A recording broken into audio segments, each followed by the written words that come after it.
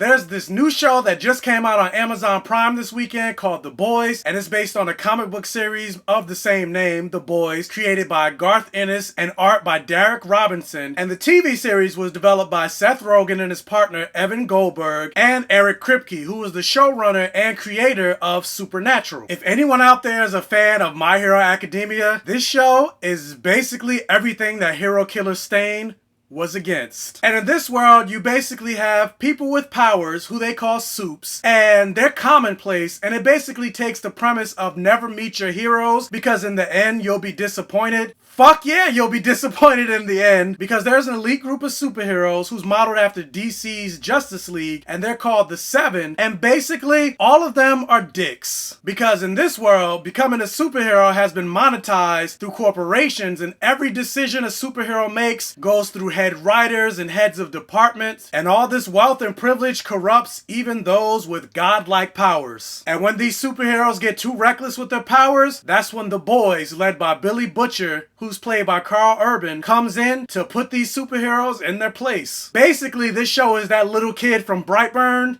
This is his future. I'd honestly never heard of the comic book series until I saw the announcement for this show to come out. But now that I finished the first season, I'm going to go back and read all 72 issues of The Boys. After all, my name is BlackGayComicGeek. But yeah, overall, I really enjoyed this series. Like, I like the fact that you got to see superheroes basically become another commodity for corporations to exploit, which is something that you know if superheroes existed in the real world, that's exactly what would happen. I mean, you think about things in the real world that end up getting taken over by these major corporations. Think about how a lot of people say Instagram became worse when Facebook took it over. Or you think about something like San Diego and New York Comic-Con and how when it became more mainstream and corporate, it became less and less about comic book culture and more about movie culture, and how things started to become worse as the Comic-Con started to become more corporatized. Also, being that in the real world, the biggest box office draws right now are superhero movies, more specifically MCU superhero movies. And so because of that, and also the fact that comic books and superheroes have been around for a while, we have in our heads these ideas of what a superhero should be and the ideals that they're supposed to portray, how they're always supposed to be noble and selfless. And this show basically shows you that no, at the end of the day, even though these people have godlike powers, they're not gods, they're still humans. And at the end of the day, humans mess up. I mean, think of every celebrity biopic that you've seen. I just reviewed Rocket Man this year, which you can click the link here if you're interested. But more times than not, every celebrity movie that becomes a biopic, what's the thing that all of these movies have in common? They get addicted to drugs, they're addicted to sex, they're addicted to alcohol. They say and do all these terrible things until they eventually find peace and come out of their addled state. Well, what if you have the power to basically destroy the world and you're addicted to drugs? What if you want to become a superhero not to change the world, but because of the money and power and fame that it brings you? Also, being that superheroes are essentially celebrities in this world, think about the celebrities in the real world and how they can't really say or do anything without TMZ or any type of news media over analyzing every little thing that they do, and how the pressures of trying to live up to the public face that they always have to maintain is damn near impossible. Sometimes you want to be left alone. Sometimes you don't want to be bothered and always ask for autographs. But yet, if you flip out, it's all over the media. And so in the real world, we don't really allow our celebrities or afford them the opportunity or luxury to be able to make mistakes, to be able to be normal, to be able to have outbursts. And so you take that and multiply by giving that celebrity godlike powers. We definitely wouldn't allow somebody like a Superman to make a mistake, because more times than not, if they make a mistake, it ends up being a colossal mistake that can also affect lives. And so with that, you have a main character named Huey Campbell, who's played by Jack Quaid, and he ends up joining the Boys when him and his girlfriend Robin are going out for a walk, and while taking a moment to themselves on the sidewalk to show a little PDA, and this moment was in the trailer so it's not a spoiler, but while Robin and Huey are kissing on the sidewalk, in the blink of an eye, his girlfriend is basically vaporized when A-Train, who's this universe's version of the Flash and one of the superheroes in the Seven, he's running at super speed, and for whatever reason he doesn't see Robin, and he basically runs through her. An and all that's left of her, besides all the enormous amounts of blood that's left splattered on the pavement, are her two hands that Huey is still holding on to. And apparently this is an iconic scene from the comic, but like I said, I never heard of or read the comic. But when I saw this moment, even in the trailer, I was like, holy fuck, what is this show? I am in, sign me up. Because one of the things that I always say more times than not,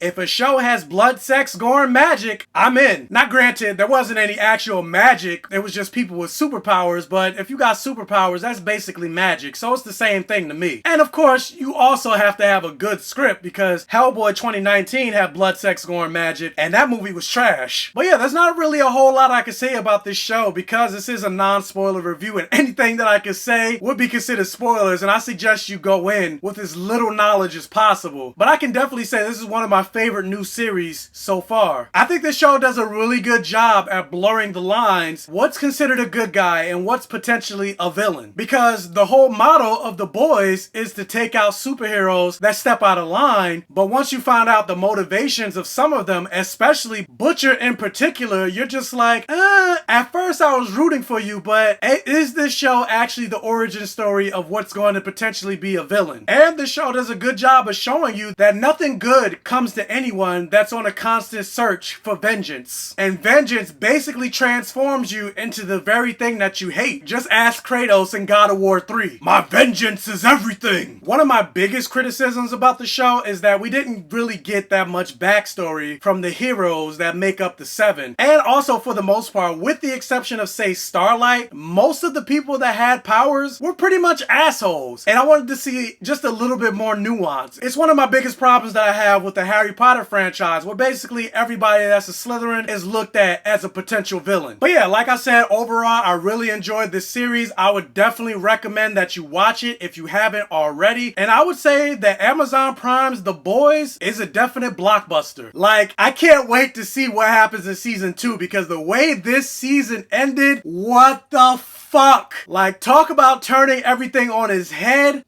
Whoa. But anyway, have you seen The Boys? What did you think about it? Have you read the comic? Which one do you like better, the comic book or the TV show? What are some things that are different that they either didn't include from the comic and put in the TV show, or that was in the TV show that wasn't in the comic? Let me know down in the comment section below. Also, if you can, please hit that thumbs up button and like this video. It'll really help out the channel. And if this is your first time watching my videos, please check out the other videos on my channel. And if you like what you see, please subscribe for more and tell your friends, families, and neighbors about my channel to help me continue to grow. And as always, I'll catch you guys next time. I gotta finish doing laundry. As you can see, my sheets are missing.